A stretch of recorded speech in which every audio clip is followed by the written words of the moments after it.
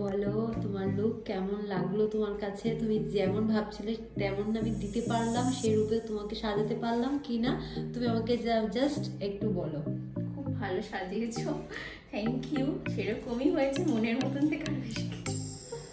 Thank you, ঠিক আছে, thank you Priyanka di, thank you so much. আর তোমার আসছে যেমন খুবই ভালো যায়, best of luck. Thank you. Hello everyone, আজকে আমি তোমাদের সঙ্গে শেয়ার করব 12 ডিসেম্বরের ব্রাইডের বাড়িতে গিয়ে কেমন কি হয়েছে সিচুয়েশন, তা তোমাদের সঙ্গে ছোট্ট একটা ব্লগের সাহায্যে আমি তোমাদের সঙ্গে শেয়ার করব। প্রত্যেকটা ব্রাইডের বাড়িতেই আমি আর আমার হাজব্যান্ড যাই সাজাতে। আমার হাজব্যান্ড আমাকে হেল্প করে দেয় আর আমি সাজাই। তো প্রথমে 12 ডিসেম্বরে ব্রাইডটার বাড়িতে গিয়ে ওই দিনের ব্রাইডটাকে ফোন করাতে ওর বাড়ির লোক এসেছে আমাদের রিসিভ করতে। আমার হাজব্যান্ড ওইদিকে বাইকটা সাইড করে আসতে আসতে আমি ব্রাইডের রুমে চলে গিয়েছিলাম এবং শাড়িটা পরিয়ে নিয়েছি। তুমি কেমন মেকওভার চাইছো আমার থেকে? এয়ারব্রাশ মেকআপ, হ্যাঁ, ঠিক আছে। আর কেমন মেকআপ চাইছো, আই মেকআপ, অল অ্যাবাউট কি কি চাইছো আমাকে একটু বলো, বাকিটা আমি করে নেবো। আমি আমার স্কিন টোন অনুযায়ী থাকবে আর হচ্ছে একটু সোভার মতন, একটু গ্লোই, একটু সোভার, মানে আর কি সফটের উপরে একটু চাইছি। ওকে, আর আই মেকআপ নিয়ে কোনো কিছু আছে তোমার? তোমার কি রিকমেন্ড এটা বলো। আমি একটু মানে মানে বেশি ওভার না, বেশি লাল চিকচিক চাইছি না। লাল হ্যাঁ চিকচিক করবো না। একদম নর্মালের উপরে সোভার একটা মেকআপ, গ্লোয়িং থাকবে। ওকে ওকে, আর কিছু নেবেন, এবার তোমার উপরে। ঠিক আছে, তুমি আমার উপর ছেড়েছো। হ্যাঁ। আর তোমার হলো তোমার স্কিন টোন অনুযায়ী হ্যাঁ, চাই, হ্যাঁ, হ্যাঁ। আমি এতটাই করব তোমার উপর। একদম। চলো আমরা আজকে মেকআপটা শুরু করছি, তোমার রিসেপশন মেকওভার। ওকে চলো।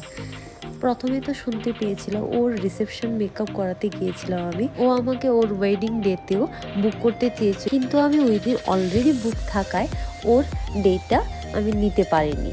তারপর আমি রিসেপশনের জন্য যখন আমি মেকআপ করাতে শুরু করেছিলাম, ওর ছিল যেহেতু এয়ারব্রাশ, তখন আমি বেসটা টু ফেসের ফাউন্ডেশন দিয়ে করে নিয়েছিলাম। এরপর পুরোটা আমি এয়ারব্রাশ দিয়ে করেছি। এয়ারব্রাশ করতে গেলে কিছু নিয়ম মেনে চলতে হয়, যেহেতু ওর স্কিনটা মোটামুটি ভালোই ছিল, তাই আমি পুরোটাই এয়ারব্রাশ দিয়েই করেছি।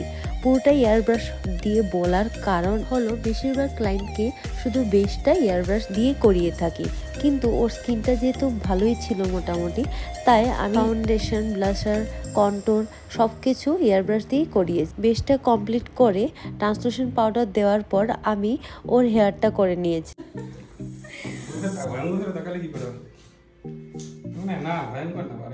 এর উপর একদম এইটুকু এইটুকু দেবে, ঠিক আছে?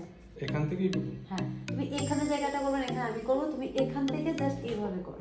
এখান থেকে এরকম করে করব। হ্যাঁ হ্যাঁ, একদম স্মাচ করে করে করো। এটা একটু চেপে দাও, চেপে দাও, হ্যাঁ চেপে দাও, এটা একটু চেপে দাও। যদি পড়ে যায় তাহলে তোমার হেয়ার করে যখন আমি ওর আই মেকআপটা কমপ্লিট করলাম, এরপর ওর হাজব্যান্ড যখন আসলো তখন ওকে দিয়ে আমি ওর সিঁদুরদানটা করালাম।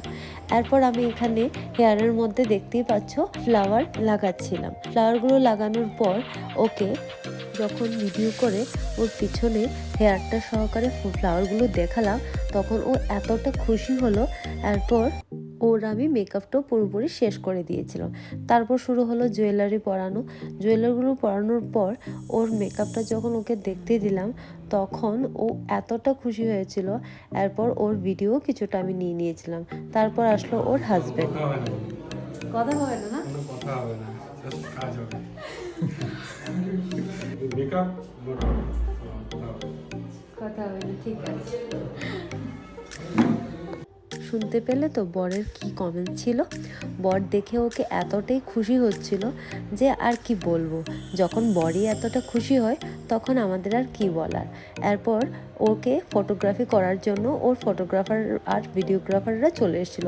তখন আমি ওর ফটো তোলার জন্য, যেহেতু আমরাও রিলস অ্যান্ড ভিডিও দিই মেকআপ আর্টিস্টরা, তাই আমিও বসে রয়েছিলাম ওইদিকে, বসে অপেক্ষা করছিলাম। আর ওইদিকে ওর ফটোগ্রাফি চলছে, ভিডিওগ্রাফি চলছে। তারপর ওইদিকে আমি পুরোটা বিয়েবাড়ির একটু সিন নিয়ে নিয়েছি তোমাদের জন্য। তারপর এইভাবে করতে করতে তখন আসলো আমার পালা। আমিও ওইদিকে কিছু ওর ভিডিও আর ফটো নিয়ে নিয়েছি। দেখো ওদের দুজনকে দেখতে কত মিষ্টি লাগছে, আর মেয়েটাও এতটা ভালো ছিল, ওর বিহেভিয়ার এতটা ভালো ছিল, মানে কি বলবো। আর আমার ফুল কেরিয়ারে এরকম ক্লায়েন্ট দেখিনি যে আমাকে বসিয়ে না রেখেছে। প্রায় মেকআপ আর্টিস্টদেরই ক্লায়েন্টরা বসিয়ে রাখে, বাট ও যাওয়া মাত্রই আমার মেকআপ শুরু করতে পেরেছি। এবং কিছু কিছু ক্লায়েন্ট আছে যারা যাওয়া মাত্রই টাইমের মর্যাদা দিতে চিনে, আর কিছু কিছু ক্লায়েন্ট আছে গিয়ে টাইমের কোনো পাত্তা নেই, জাস্ট বসিয়ে রাখে। যাক, এরকম ক্লায়েন্ট তো আমি আরও বারবার পেতে চাই, এবং আমার প্রত্যেকটা ক্লায়েন্ট যদি এমন, তো আমি কি না খুশি হতাম। এভাবে করে আমার ওই দিনের জার্নি কমপ্লিট হলো।